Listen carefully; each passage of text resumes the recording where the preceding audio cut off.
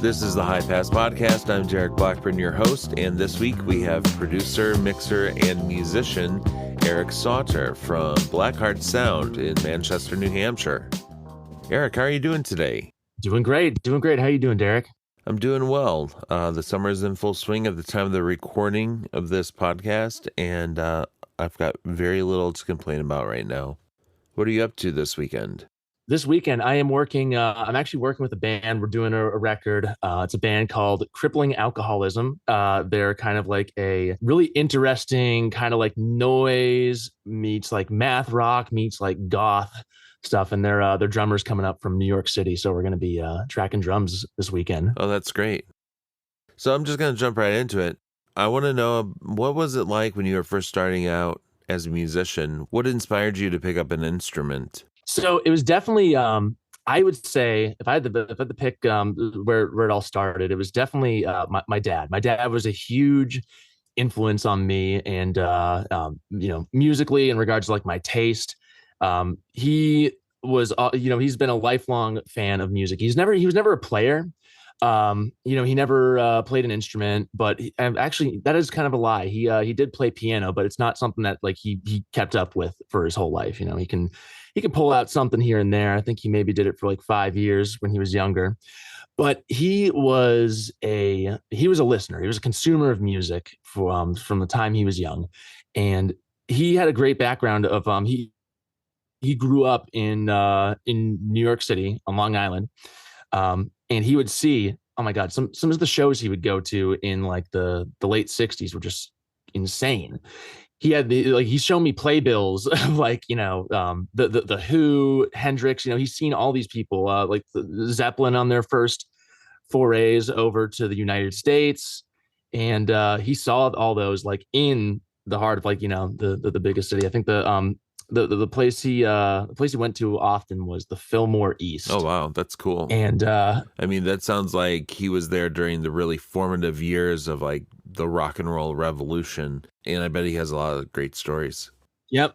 Yeah. He's been to a lot of shows there, has a lot of stories about those places. So yeah, rock and roll, force to be reckoned with. Yep. Rock and roll was like a big thing to him. That was like kind of his thing. And that definitely rubbed off on me pretty heavy. Not only that, but I'm sure you know how people like at a certain age, they kind of get into a certain music taste. They have what they listen to, and they kind of don't really delve any further into that. They kind of keep the same sort of stuff that they listen to for most of their life. My dad was like always discovering new stuff, and always like he was always going out and buying CDs. He exposed me to a lot of stuff, a lot of the bands that were coming around. I remember he had like my dad had like he went out and bought like a Blink-182 CD, and like he had like garbage CDs in like the late 90s and stuff, and like all this stuff, Metallica, so he's always listening to new stuff. Yeah, and that sounds like it really made an impression on you. I remember him saying to me one time, I asked him, I was like, oh, why don't you listen to like Led Zeppelin these days? He's like, Eric, what's your favorite band right now? And are you going to want to listen to that same thing 30 years from now? You always got to be like expanding your mind and that sort of stuff. So he helped me have a diverse music taste and not get like locked into one thing, which has helped out a lot in just in regards to recording music, having an ear for a lot of different types of music. I think that's really important. Yeah, definitely. So how did all of this music education that was happening at home translate into you picking up an instrument and starting to play? So my dad, I think he was like, you should play in band. I was like, okay, sure. I would think it was in like fourth grade. So I picked up trumpet. It was a blast. I was able to be with other musicians, other people who were like learning how to play music, and kind of like became versed in like composition, all that sort of stuff. And I played like jazz band, and eventually I just like, I don't know what it was. I just wanted to play guitar. It was like I became so enamored with that once I started like getting into more like punk rock, heavy metal stuff. I was like, screw this. Yeah. I want to play guitar.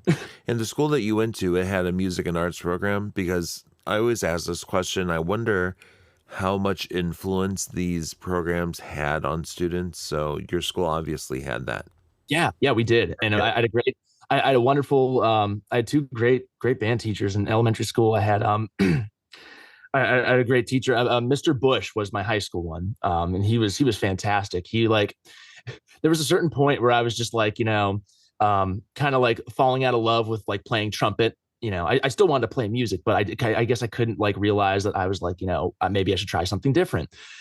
And he would always, he's like, Eric, you're so good. You just, you practice and it takes no effort. Like, why don't you like, practice as much? I'm like, oh, I just want to Right. do something different. Yeah. So, but he was great. He was fantastic. He always, he really was a great influence in me, being a musician and being able to succeed there and like feeling supported, in that, in that sort of realm. So, Yeah. So, how did this translate into you playing guitar or getting into these other like musical endeavors? we were a pretty small school and there wasn't really a spot for like a guitar player. Like we had one guitar player who like would pick up a guitar for like a couple songs in jazz band, but that was really it. There wasn't like much space for me to like have like a to learn through there. So I think I was able to get my own guitar. I think I got this wild, like those those Dean MLs, like the Dimebag Right. Daryl guitars, like the Pantera ones. I got those things. It was just like that was it. I was set. And I did take a lot of it was thing like tablature online because this was like the early days of like fine. I also had like a pretty decent ear for picking things up, and I would like learn songs on my own. I would just like figure out how to do them or like find tablature for them and kind of learn off that. So it was really convenient. The one thing is like I kind of lost to read music, which which sucks because I never had like the education on how to like perform guitar based upon like musical notation. But I think it let me kind of go by instinct and what feels and what sounds right rather than by notation. You know? Yeah. So, after this, how did you solve the problem of recording your own music? We had the first band that I had recorded in where we were like, oh, we're playing shows. We're gonna like get in the studio. There was a local guy who had like a studio at his side barn. I mean, barn's like an overstatement for what this was, but it was like the side of his parents' house. That was my first foray into that, and I think that was one of those experiences where I was like, man, I want to learn how to do this. Yeah. I mean, it's so funny to me the amount of people that I've talked to and heard over the years who are just like, yeah, I went to a studio with my band and I was just like, I want to do this.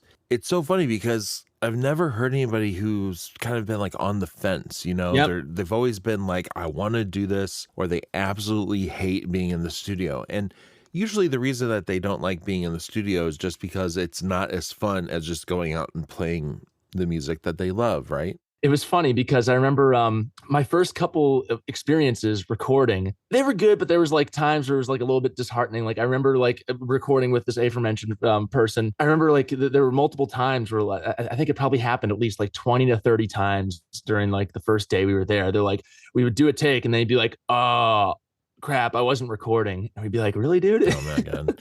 Yeah, I mean, in that person's defense, sometimes you're so nervous about just having people in the studio and getting things going that you just forget about stuff and you're just not paying attention. But yeah, faux pas. Yeah, I was just not paying attention. And then like in another band that I had, we worked with these people and their process was just kind of weird. They were like, it was like kind of like heavy metal, like this kind of stuff.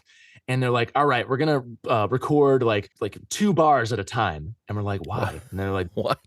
this is how we do it. And then when we got the recordings back and like it just sounded like so choppy and like and so it was it kind of planted a seed within me where I was like, maybe I should learn how to do it myself so I don't have to like tell people or like live with results that I'm not happy with. Because at least if I have some control over it, then I can be the one to blame for any sort of stuff like that. I didn't have like a lot of early access to recording in like I don't think we had like a little like side.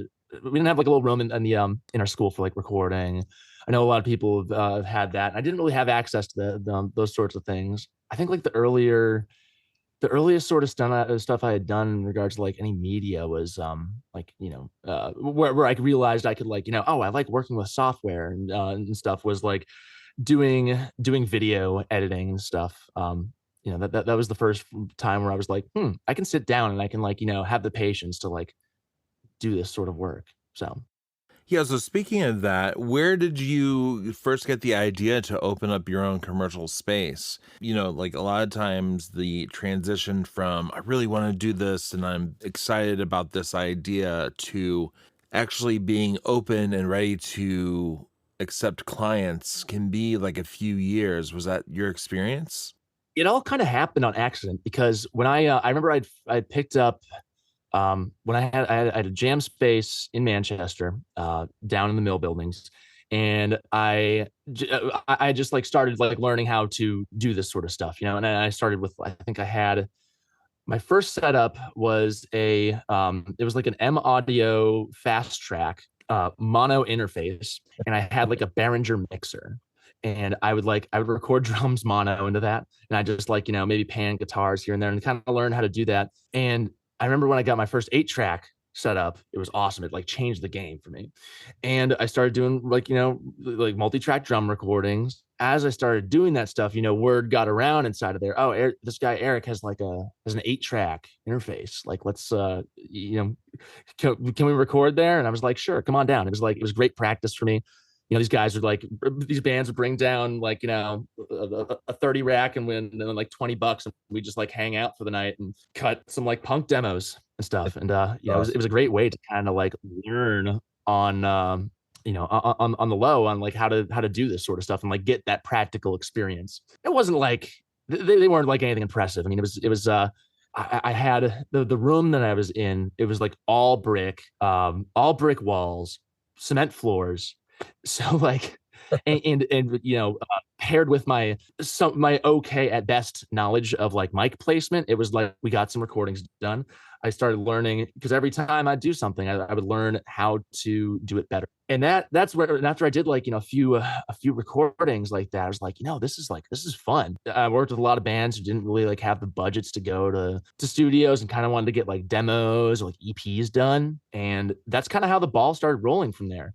I had to get out of a rehearsal space though. That was the tough thing, because when you're working around in a rehearsal space, it's like, all right, let's do a vocal session. And someone comes in to record vocals, and then the band next to you just starts like blasting for like Right. for hours. And it's like, all right, scratch that. So I searched around for spaces just to do this sort of stuff in. And I had a couple. Well, the first one that I had was on the side of it was on the side of this like it was like a warehouse building called the Varick buildings, which they just tore down last year for development purposes. But there was a guy in there who he was like making moonshine stills, and he had like a side room, and he's like, I'll rent this out to you for like whatever amount of money it was. It was pretty cheap. So that was just kind of like a place where I could set my stuff up, do my thing.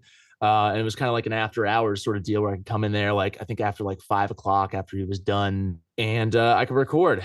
Perfect. And Yeah. that ended up turning into me getting like there was another space that he kind of had too on the side. It was like 3,000 square feet. It was huge, massive. It was it used to be a venue called the Fuzz Hut. That was like kind of it was an art space like slash DIY venue. And everyone who was in there ended up kind of like moving out. So I ended up taking over that space, and it was just massive. But I never developed there because of the fact that in that sort of building you couldn't get anything more than like a month-to-month lease. And I'm like, you're looking at the building, even just a modest studio build is a lot of money. Yes, it is. And I was like, there's no way I'm putting like tens of thousands of dollars into something like on the low to just have that ripped away. And I'm glad I didn't, because that building ended up getting torn down. The owner sold it. Yeah, it's now a pile of rubble. Wow. So are we talking about like 3 separate spaces you've been in? One that I was in for quite a while. And it's finding spaces to do this in is extremely difficult. I gotta say, it's that was that was the biggest challenge, is finding a spot where you can, first off, be tolerated by the people around you for doing this sort of thing. Secondly, not have any sort of noise coming in and have to deal with that. It's just really, really, really difficult. The second place I went to after that, that little place didn't really work out. I went to a place in Hanover Street, and I think the first session I did, I kind of like, broke it in. We just like, recorded um, a song for my band at the time. And I remember the next day, I get a call from the landlord. He's like, "Hey, man, I don't know what I don't know if this is gonna work. We got like noise complaints from the people upstairs, and this is at like 10 p.m." I'm like, "Oh man." Yeah, that's rough. Yeah, so I got my stuff out of there, and I ended up finding a spot up near 93 of a convenience store. That's the spot where that worked out well for me for a very, very long time. And they loved me there. I was able to kind of, do whatever I wanted to. We weren't bothering each other. The noise wasn't a bad thing. They were all like big music fans. So they loved it up having it upstairs. Awesome. Anytime I had bands, and they would sell subs, and they'd come down and grab beers or whatnot.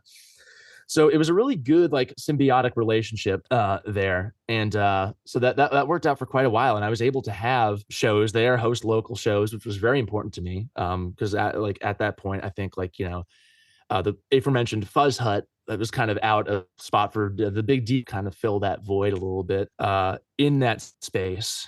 So that was good. I've always been about, like, the community we have here in Manchester, and building on that, and giving it some sort of identity in regards to the arts, because it's strange. Bands around here, when I was younger, like, there would be bands forming around here, and they would always be like, "Oh, we're from Boston," or like, they never say anything about, like, New Hampshire. It's always like, "Oh, we're from Boston," blah blah blah. And I'm like, it's it's a discredit, or a disservice, I would say, to, like, Yeah, this city, because it's very, very rich in arts, and there's a lot of culture here. definitely.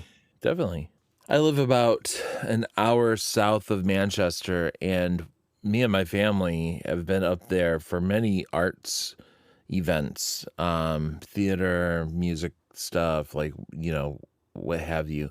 And I've always been surprised by how built out and how much support there is for the arts there in Manchester. Yeah, it's a great place, and it's been like that for a while. I mean, even since I moved here, it was like, people were putting on little shows, fostering that community. Is That was kind of the point in the beginning, is like being able to give people like easy access to being able to record their music in, like, whatever form they need to. Getting demos Yeah. done, and Yeah. So tell me about Blackheart Sound now. Where are you at, and what is the status of things? So the studio, current location, is right on Elm Street. It's between Elm and Willow, right behind the Pine Street graveyard. And yeah, it's directly behind the Manchester Music Mill, that's been my full time work for about 10 years now. And Blackheart is like a part time venture for me. It's in, yeah, the back building, which the owner, Joe Lacerda, purchased in 2018 as like a warehouse thing, and it came up for sale, and yeah, he had the jump on it. So at that time, I was still over in the place above the sub shop, convenience store, and it was huge. There's so much space inside of there. And he was looking at it. He's like, "Hey, I know you have a studio. How about if I rent you out like an entire bay of this area, of this building?" And he made me an offer, like a fantastic offer that I just, like, could not refuse. And it just seemed like that was, I was looking for a place where I could really invest the money in, like, having a proper spot, like, getting a good control room, getting a good live room, exactly how I wanted to have it done. And it just seemed like, it just seemed like a slam dunk. Like, Yeah, rent from my absolutely. boss, absolutely. This is where it's gonna go. And so it ended up working out really well. I got the loan to build out the place. We kind of mapped it out.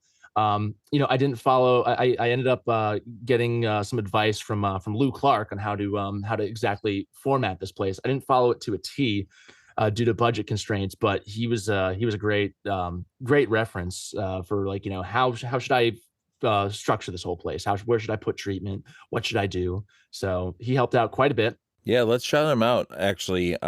Luke Clark is a nationally recognized studio designer, builder, and integrator of critical acoustic spaces. I know that he works a lot with another guy, Eric Pierce from Soundwall Construction. They actually built my room here at Quiet House Recording, and they were most recently featured on the cover of Mix Magazine, the top studio for the class of 2023. They designed the new Q Division recording studio over in Cambridge, and definitely want to shout them out. They've been an incredible resource for a lot of studios, big and small, here in the New England region and beyond. Yeah, they're great, and they whether you're doing like the most high budget thing ever, or you just need some like consultation or advice, they were just so helpful, and made it work for me. So yeah, can't thank them enough. That's how it kind of ended up happening. And now I for the past 4 years, June of 2019 was my first session, and since then I've made minor improvements to it. Building a studio is expensive. So, sometimes you got to cut some corners here and there in what you do, just to get it done, especially as a part-time venture. It was Yeah, this has been a labor of love for me. So, it's kind of, all right, definitely. we're going to do floors, in a few months, we're going to add this here. We're going to add some other treatment here and there. So yeah, it's been quite the journey. And now this is home for me. And it's felt like a great place to be at. And I noticed, like, as soon as I got into this place, I was finally getting everything that I wanted to get out of recordings. I was like, felt so easy. I felt at home, and have for 4 years. So Yeah, that's awesome. So were there any like unique challenges that you had when you were building this space? So it is, yeah, it's an old mill building. So like the floors are just like if someone, so there's like a in the back, on the other side, it's this all started out as like one giant rectangle, and there's a section in the back that we ended up walling off. That's part of the music mill. So it was a really easy build out, because they had done full demo of like the entire building. It was a wreck in here, but beforehand, um, and it just had kind of like laid dormant for a very, very long time. It used to be a warehouse for like Coca-Cola, back in the day, and it just there was just stuff here that had been, or was like sitting around for almost a century. So cleaning that up was a lot.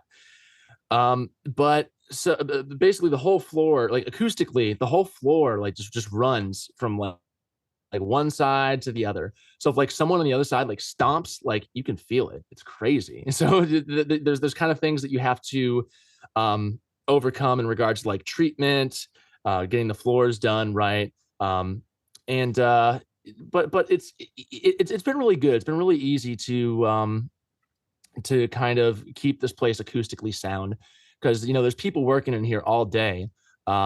So that was one of my my biggest concerns as the business, as the music mill grew. And we started getting surrounded a little bit more, but we all have like a very, very communicative relationship. And like, hey, I'm going to be doing guitar, like acoustic guitars on this day, blah blah blah, and we can just kind of keep it a good relationship between all of us, and so that way we can all do our work as we need to, and no one's like stepping on each other's toes. So the communication was definitely a big thing that we had to work on there. So at your studio, are you the only engineer, or do you have anyone else that comes in and works there as well? I do. So I have two wonderful guys.